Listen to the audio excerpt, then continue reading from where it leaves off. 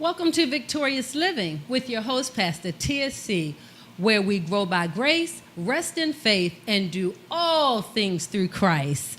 Let's unveil another aspect of victorious living by discussing this week's nugget of selecting leadership teams. Tag a friend and let's talk. So, hello, VLR viewer listeners. It is so good to be back in the studio with you again. I've been gone for several weeks, and many of you have been following me on my journey, and I appreciate you for that. When you hit the like, when you put your comments out there, some of you said thanks for sharing. You could vicariously be on the journey with me, and so I really appreciate you for that. And I want to just let you know that I just got back a couple weeks ago, maybe 2 weeks, from Israel. And this trip to Israel, I learned more than I think I had ever learned before going to Israel. I had the privilege of traveling with Christian archaeologist Scott Stripling. I encourage you to follow him. He is a wonderful man of God, really takes the Bible. Used to be a pastor for decades, and now he's in the next thing God has called him to. But he would just take us to the places in the Bible and then tell us where this is in the Bible. This is the chapter, this is the verse, and this is what they were talking about. And I got to tell you, it added something to my historical understanding. I mean, I'm a Baltimorean. I wasn't raised in the East. So some of the things that, just nuances and things you miss, were gleaned. Why am I telling you all of this? In Remembrance Ministries, we'll be going to Israel. So if you're interested in going, I want you to keep your ear to the ground, and maybe you can go with us when we go back, because we are learning to really understand what it is that God is conveying when he allowed writers from the East to pen this, not because he didn't know about us one day, but there were some things he wanted us to understand. And the Bible talks about how God hides the thing, but it's a king, right, who digs it out. And so we're going to dig it out. So hopefully you'll join us when we go on that trip. But it's good to be in this space right now today. And I want to talk with you about selecting leadership teams. I've been doing a lot of reading, and many of you know I'm a senior pastor, and I have some phenomenal leaders at In Remembrance Ministries. When I'm gone, they don't skip a beat. And that's not by accident, it's by design. It's by design, everything from the selection process to their commitment to both God and to the ministry. And so maybe you're a business owner, maybe you're a pastor, maybe you have something else that you do, but you need some leaders, and maybe you've been struggling over how do you select your leadership team. Everybody boasts of being great, but how many people deliver on that boast, right? And so I want to talk a little bit today about selecting leadership teams. And I think that you cannot select a leadership team without first really getting a clear definition of what leadership is. So I'm going to give you a definition, but I got to tell you, it's not a sentence. It's not even a paragraph. It's like bullets, because there's so many components to leadership. There's so many dimensions to leadership that it's best this way for us to capture it. And you can add on to it, or you can alter it the way you best understand. But the first thing in defining a leader is that a leader is one who betters the environment with their own unique personality. Now, that may not seem very deep to somebody, but you have people who read books, people who have degrees, people who even have experience that they can list on a resume. And by all rights, this should equal leadership. And yet when you watch them, you're like, no, that's not quite what I would coin a leader. Because their own unique personality, their own presence doesn't bring anything to the environment. It doesn't improve anything. It doesn't better anything. You don't find anyone wanting to follow them when they come into the environment. You don't find anyone trusting their word or anything. And so just one of the most basic definitions of leadership is bettering the environment with your own unique personality and presence. That's leadership. Some are born with it, others have acquired it, others have developed it. But it's present, and you see it. And people say things to you, and you're like, oh, no, not me. I don't have any title, or, oh, give me a break or something. You brush it off, but people see that quality in you. Another definition of leadership is the ability to build on to people's strength while addressing their weaknesses in a productive way. Leaders do not put people on blast, as they would say in my city. Leaders are not people who drill down on your negativity, who are standing in a corner looking for your weakness and looking for your fault. Leaders are people who have this global view. They have like this aerial view of things. When they see you, they can see the best in you. They see what you bring to the table, and they build on that. They know how to highlight that. They know how to bring that to the forefront. They know how to help you capitalize on it. But they're not the type that are in denial. You meet some people who just, everything is roses and sunshine.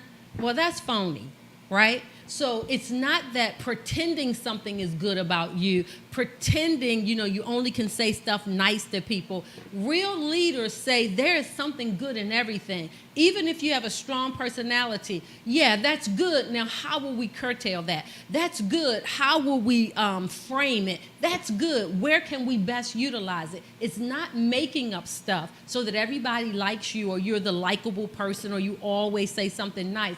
But it's legitimately seeing the best in people, the strengths in people, things that can be used for good, and helping them to capitalize on that, while simultaneously saying, but this is the shortfall. This here would be like kicking over their glass of milk. They can do 10 good things, but this thing is so obnoxious or so up in your face about them that people won't remember them for the good they do. The Bible says, let not your good be evil spoken of. Sometimes you can have fantastic skills and a nasty attitude, and nobody wants to work with you. And you're thinking, I can do the job better than so-and-so. I do the job, you never have to check my work. But they don't remember that because your nasty attitude so far outweighs the work that you do that you're remembered for your nasty attitude instead of your quality work. And leaders can look at that and say, hey, this person knows their stuff. We're going to utilize them. Maybe they need to be a teacher. Maybe they need to be a trainer. Maybe their work needs to be brought to the front so others can model it. But they also have a nasty attitude. How do we minimize this? How do we help them or coach them out of this? What is the reason for this nasty attitude? Is it a defense mechanism? Is it a lack of social skill? What is it? Leaders can step in there and build on your strengths while helping you to address your weaknesses in a productive way. You hear that, leaders? You don't hammer people, but you don't lie to people. You help people to balance the act. Leaders are also vision casters. They cast vision that others can join with, because real leaders are not like, I'm the savior of the world, it's me and only me. Real leaders understand if you're leading, that means somebody's following, which means I have to prepare entrance for you. I have to make a way for you to be able to join what it is I'm doing. It's not, this is my cause and I only want people to know me for the cause. No, this is the cause and we can do this thing effectively together. The more the merrier a lot of times, because there are people I don't know. There are aspects you'll consider that maybe would take me a while to get around to considering. And so leaders are vision casters with the intention that, like, when I cast it out there, it's like a net. People can grab on. People can jump in the net. People can be a part of it. Leaders cast vision. And when I was thinking about that, I thought about a game they used to teach us in gym when I was in elementary school. It was called Parachute. And the gym teacher would throw out this big parachute, and all the kids could grab a piece, right? And you would run in a circle, and you would run until finally the parachute lifted everyone, and we would scream and we giggle and we laugh. Well, you know what? Leaders are like that when they cast vision. They want people to grab hold. They want you to say, hey, I can do this finance part of it. Hey, I can do this communication part of it. Hey, I'm a background person. Hey, I'm a technical person. And when we all get to running in our expertise and our areas of strength, this parachute lifts and everybody is better for it. And so leaders are vision casters. Leaders are also people who see a problem and render a solution. Now, if I was on the pulpit right now, I would repeat that. Matter of fact, I think I will. They see a problem, but they render a solution. Any old Jane or Joe can be a problem pointer outer. You know what I mean? You got some people, they're just negative. They can walk in a room and see every glitch, every fault, every missing, every broken. And I'm going to tell you what, leaders, if you learn how to use that negative Jane on your team, they will save you a lot of time in figuring out what might not work, because their brains are wired to see it all broken and just falling apart. They just have that gift, right? Instead of seeing it as a curse, leaders see it as a gift. And teach them how to tame it, teach them how to focus it, teach them how to use it. But real leaders see problems and then render solutions. And so whether they're the actual one who come up with the solution, or whether they say, Tammy's really good at this, or did you talk to Bob about this, or did you talk to Malik about this, because I'm remembering some of your strengths and I'm saying you can help bring about a solution for this. And so leaders don't have to pretend that the world is perfect. Leaders are okay saying, let's identify the problems, but let's fix them. Let me tell you this, most service industry is about meeting a need, which means there's a quote-unquote problem. Not necessarily always bad, but it's like there's a need there. There's a problem that needs to be solved. And when people can do that, they are very valuable to the people that will benefit from that problem being resolved. And so leaders have that capacity. They also are people who help others to do the right thing. I mean, get what I'm saying? Leader, follower, leader, follower. If you're walking and you look back and nobody's following you, that's not leading. So that means other people are going along with you, which means you have influence to help them do the right thing. Don't quit. You're too close to quit. Don't blow up. Stay calm. Don't throw in the towel. This here is where you work it through. This is where your genius is getting challenged. And so leaders know how to help people do the right thing. And that could come in a lot of different ways and look like a lot of different things. But at the end, people come and say, hey, I'm really appreciative that you helped me not give up. I'm really glad that you kept me from blowing my cool in that situation. I'm really glad that you stood with me and walked me through this process, because I thought I was at a dead end. But you helped me to see this is not a dead end. This is a new beginning. You know what I'm saying? And so leaders are there for people. Leaders also inspire people to accomplish more than they would normally do. A leader doesn't say, okay, you think you can do 1, 2, 3, do 1, 2, 3, that's it, fine, whatever. Leaders say, oh, you can do 1, 2, 3, that's awesome. And when they get about 2.5, encroaching upon 3, that leader pushes them to 3 1/4, then 3 1/2, and then 4. You know what I'm saying? Leaders have a way of inspiring people, because sometimes it's humility, be it false or legitimate humility, that makes a person think this is all I can do, or this is all I should do, or this is all I have a right to do. Leaders say, hey, baby, I'm pushing you further. And then sometimes it's low self-esteem, when people just don't think they can, because you've never gone further than that before. That doesn't mean you can't go further. It just means you haven't gone further yet. And leaders talk that type of language. Leaders say, hey, you faithfully do 5. I know you can do it blindfolded. You can do it in your sleep. You can do it upside down. We're going to push you to 6. And not, we're going to tell you go to 6 and you're going to be fired. Not that. Or you need to be able to do 6. Everybody else doing 6. Not that. A leader says to you, you know you can do 5. So it costs you nothing just to push a little further and see if we can get to 6, 7, or 8. Leaders have that ability to inspire people. Leaders also lift others. They lift others as they work for common goals to reach common goals and to accomplish common mission, to walk in common vision. Leaders do that because leaders understand that they are not alone, that every part of the team is vital. And that's not just a pump, pump, pump, hooray, hooray, get you on board in a hierarchy scheme. No, this is legitimate. I really realize that there's something great that we can do together. You lift me, I lift you, we lift them, they lift somebody else. And so leaders lift other people as they work toward common goals. Because when we're working, you might get tired. But you know what I love about the Bible? It talks about when there are 2 together, right? One can lift the other. If it gets cold, the two can come together and warm each other. When one gets ready to quit, the other one can spur them on. And so leaders are like that. They're about working together and about a common goal and about staying focused. I used to work for a wonderful person in the education system who used to always remind us it's about the children. Well, that was leadership, because in case we got tired of the parents, it's about the children. In case we got tired of the system, it's about the children. In case we felt like, you know what, I'm just throwing in the towel, I'm tired of lesson planning, I'm tired of dealing with behavior, it's about the children. It kept us focused that we have a common goal here. Our mission is to educate children. As a pastor, it's about glorifying God. It gets hard sometimes. Your kids aren't perfect. Your husband or your wife, they're not perfect. Money isn't always flowing over at the level maybe you want. Sometimes things you want take a little time, but we remind the parishioners continually, it's about glorifying God.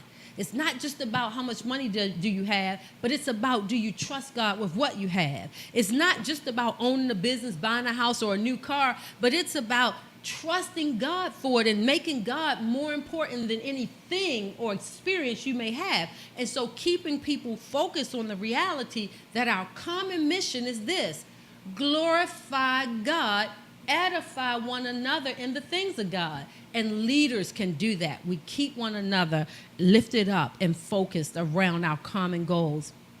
They also encourage individuals. Now that's important, because you may say, well, you already said that. No, listen to this. Individuals. Because real leaders don't just stop at the corporate level. Real leaders don't just talk department. Real leaders link with individuals. Now, your boss may have 3,000 employees and can't get around and spend time with every one of you. But when they send you an email with your name on it, that's individual.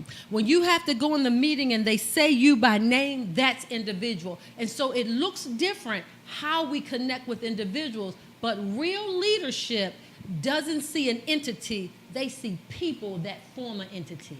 They don't just see the department, but it's actual people they care about that cause a department to, one, exist, and then two, to function properly. And so they encourage the individual. When people are always talking up here and there's no connection, they may have a position or a title, but they're not walking in their leadership, because leadership connects with the individual. And real leadership empowers those who are willing to follow. Whenever you are following someone who keeps you at entry level, who feels like, I am the great I am, you look to me, I know all the answers, you have none, I'm the one who gets it done, you can't do it without me, that's ego tripping. That is not a leader. Because real leaders empower the people who are willing to follow them. And I say in my church all the time, at In Remembrance Ministries, I tell them jokingly and seriously, I'm watching you. I'm watching you. Why am I watching them? Because I'm praying for them. And I'm asking God, show me their strength. Who's administratively strong? Who has commitment tenacity? Who is it that they just have initiative? Who is it that's creative? And who is it? So I'm watching. Real leaders are constantly watching and watching and watching, because they want to empower people. They're not crazy enough to think that the sun rises, sustains, and then sets on them. They are wise enough to know it takes the whole village. When I was growing up, my mom used to say that when you have your Indian chief, you gotta have some Indians. You are not a chief if you don't have Indians. You get what I'm saying? And so real leaders understand we make a tribe together. And so if I empower you in this and empower you in that and support you in this, you fulfill your potential, you experience personal satisfaction, and it helps you to be vested, because you realize it's not about the great and mighty leader. Come on now. We all are important. We all want to feel useful at the end of the day. And we all want our gifts to develop. And we want not necessarily autonomy, but we definitely want sanction and an authority to utilize our gifts and know that our skills, gifts, and talents will be received and respected. All right? So leadership is not theorizing from an ivory tower or a closed door.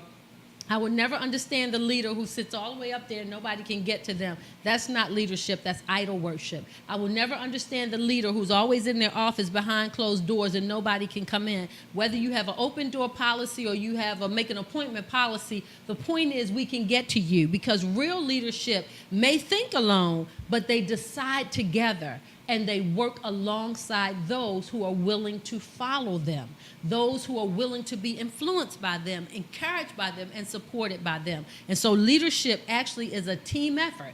And so you want to be aware of that with leadership. So you ever hear people talk about promotions and opportunities? Oh, they picking their homie. Oh, it's nepotism. Oh, it's this. Oh, it's that. And that does happen. No lying. It happens. But more often than not, what's really happening is that the criteria for leadership is not being observed. I'm looking at you and I'm not seeing it. So when opportunity comes, I don't think of you because you haven't demonstrated the necessary qualities. I don't see those attributes in you. So I would be kind of foolish to select you for leadership knowing that I don't see any leadership potential. Doesn't mean it's not there. It means you're not showing it, right? So let me talk about some of the things, me as a leader, that I look for when I'm selecting other leaders. My number one thing is courage. I don't work well with cowards because cowards are split-tongued and two-faced. They say what they think needs to be said in order to get what it is they're after in the moment. And if they have to throw you under the bus in front of somebody else that can get them something else, they'll throw you under the bus. If they have to stand responsible and take a little bit of flack, they'll change their mind. I didn't say that. I wasn't a part of that. No. Leaders need to be courageous. You need to think before you talk. You need to count the cost, like the Bible says, before you take action or before you build.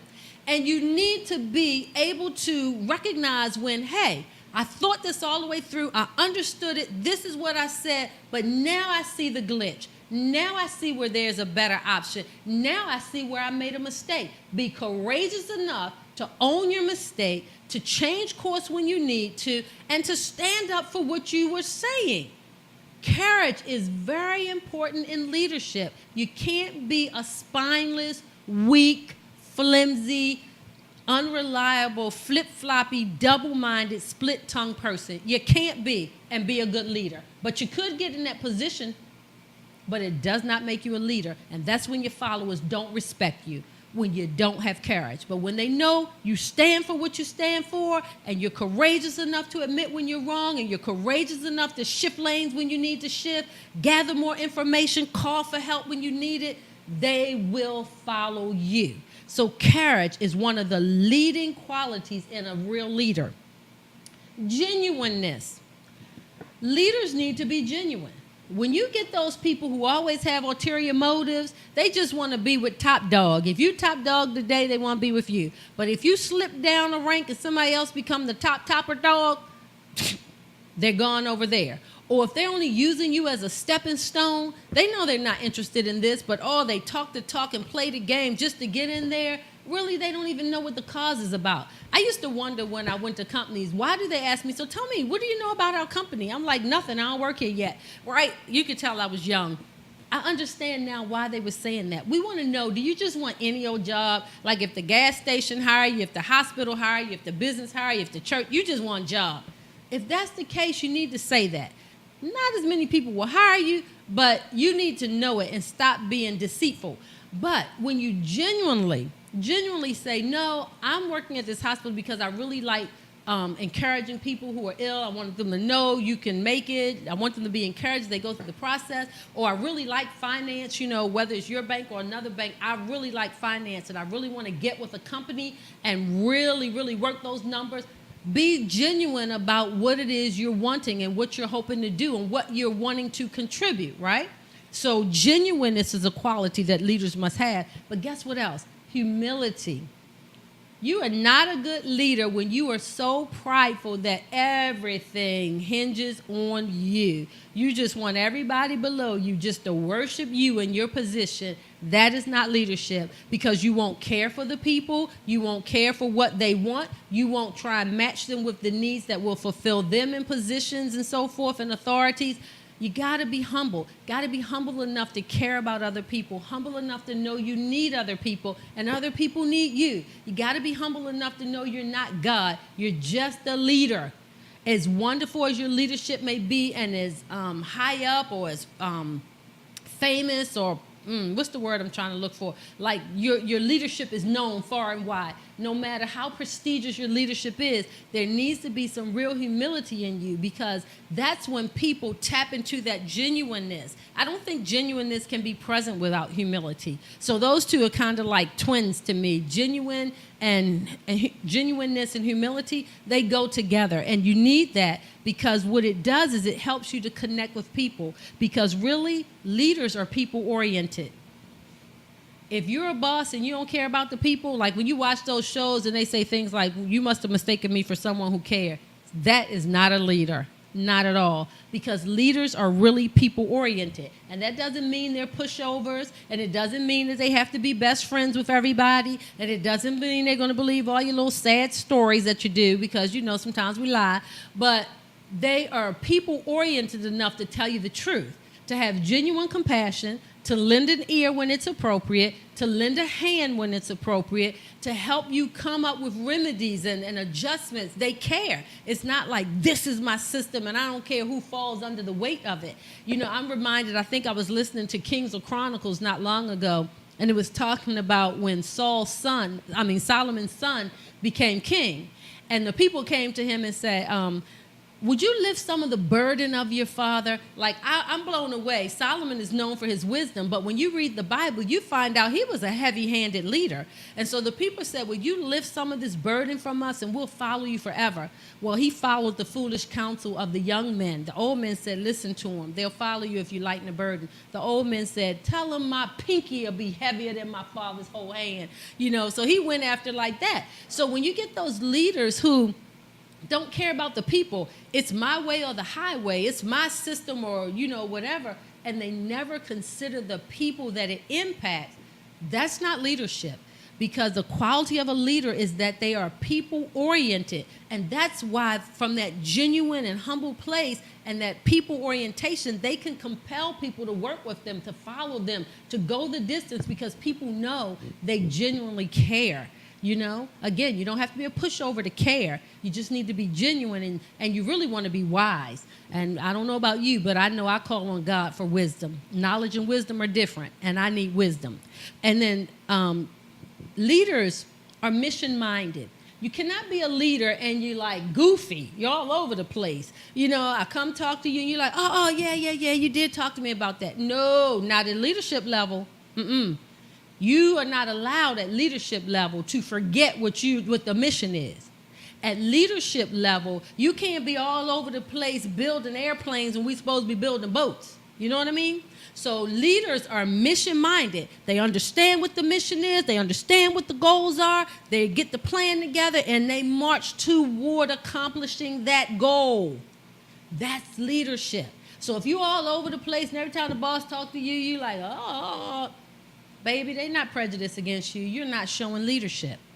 You got to be mission-minded. You got to understand the mission. You got to be on board with the mission. You need to be moving forward. And then leaders are also team builders. So when the leader above you is looking, when you have no title and no position, they're looking to see how you rally the team.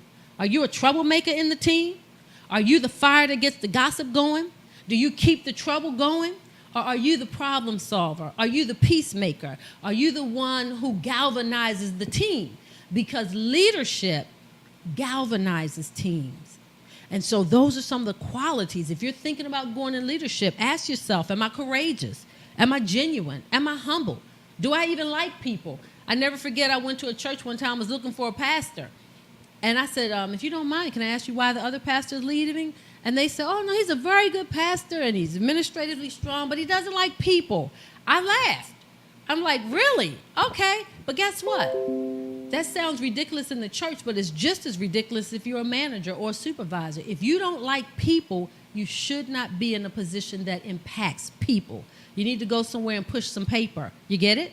So leaders are people-oriented, mission-minded, and team builders. So once you select your leaders, how do you then build an awesome leadership team? You have to know your vision and articulate it constantly. The Bible says, write the vision, make it plain, so that they read it and run. You tell me the vision in my interview and I never hear it again, and then you hold me accountable for not going toward the vision? Absolutely not. You build an awesome leadership team by keeping the vision on the table. Make sure everyone knows the vision. What is the mission? What are we trying to accomplish? What are our daily goals? What are our weekly goals? What are our monthly goals? Because let me tell you what you do when you do that. You are unifying your team. Everyone understands what we are about. And when the vision changes, you shift it, and they know it, and they're with you because they were a part of the planning, and now we understand the new direction that we're going. And so you want a unified team, and you only can do that through keeping the vision out there, keeping the mission clear, and setting attainable goals. And they need to be monitored constantly, because you can't keep saying, let's reach this goal, and we reached that last year. So once we reach it, let's celebrate it. Now, where do we go from here? What's the next goal that unifies your team? We're all on the same accord. Also, to have an awesome team, you need transparency. I have people right now who are dealing with a leader who's being very covert. And the people don't know whether to be offended, to be hurt, or concerned. You can't build leadership if you're living in a booth in a secret, with a secret identity. You have to be transparent. And that doesn't mean that every detail about your life is on the table. I just watched an awesome movie yesterday called The Circle. I would advise you to watch it. It is really good. We need privacy. We do. But there are areas that we have agreed together that we will share. And in those agreed things, I need to be transparent. You shouldn't be guessing where I am on it. You shouldn't be wondering, right? And you need to have good communication. So transparency and good communication, because communication is the exchange of information. You do not have a good leadership team if you have members on your team who hold information. I know in our church, when I look at the leaders or who's a potential leader, if I see people who hold information like they want to be one up, you're not a leader. Not yet. Not yet. Because the information needs to flow. There needs to be a transparency. I need to know that when you get some information, you're going to let me know. You need to know when I get information, I'm going to let you know. And so a very cohesive and successful leadership team is unified, they're transparent, and they exchange information. In other words, they have good communication. And a good leadership team has commitment. Before you ever get on any leadership team with me, I don't care if it's an investment group or a ministry or a business or organization, I have watched you, and you better know I've watched you like a hawk. I've watched your task commitment. When you give your word, do you follow through, or did I have to come to you 13 times on your word? When something is entrusted to you, can we count on it to fall through, or can we count on it to happen? What type of commitment? Do you even come to church on a regular? Do you come to work on a regular? Do you give your tithes and offerings on a regular? If it's an organization that we pay dues, do we have to chase you down, or do you pay your dues regularly? That's a level of commitment. And you know, Renzulli, which is a gifted and talented, a guy who works on gifted and talented, says there are 3 dimensions to gifted and talentedness. And one of those dimensions is task commitment. You are not a leader and you are not gifted if your task commitment is faulty. If your word can't be depended upon, it messes up the team. But when you have some people on your team who are transparent, good communicators, and they are committed to the mission, committed to the vision, committed to the team, committed to the customer or the recipient of whatever it is we're offering, You got to have people who are committed, and you know you're building an excellent leadership team. And then you also have to have initiative. You're not a leader if I have to come to you and tell you A, B, C, D, E, and then I come back and you're like, I finished all that, and I'm like, okay, and what did you do next? I was waiting for you to come tell me what to do. That's a manager. That's not a leader, okay? That's a manager. Leaders are self-starters. Leaders have initiative. Leaders think through to the next thing. Even if they don't have the level of authority to make the decision on their own, they at least have something to bring to the table at the next meeting. They have suggestions that they'll email you. They're paying attention to the ebb and the flow of things, how things impact one another, and so leaders have that capacity and they have that initiative in them that they bring something to the table. If I have to do it, then really, it's a hireling.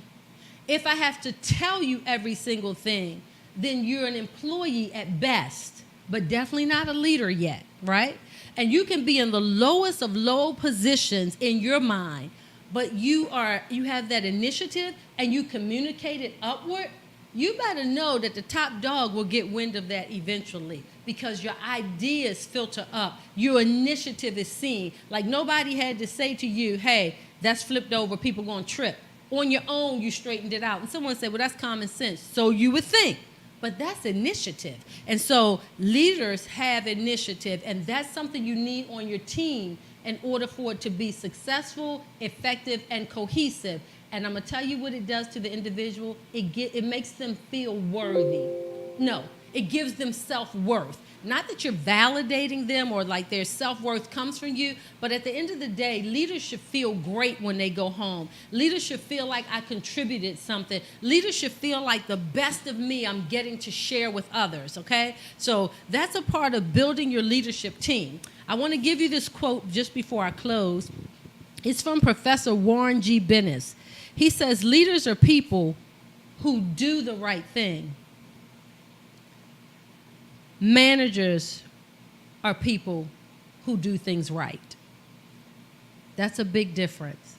So today, as you sign off in just a moment, and you think about whether you're a leader or not, think about your communication. Think about your humility. Think about your genuineness.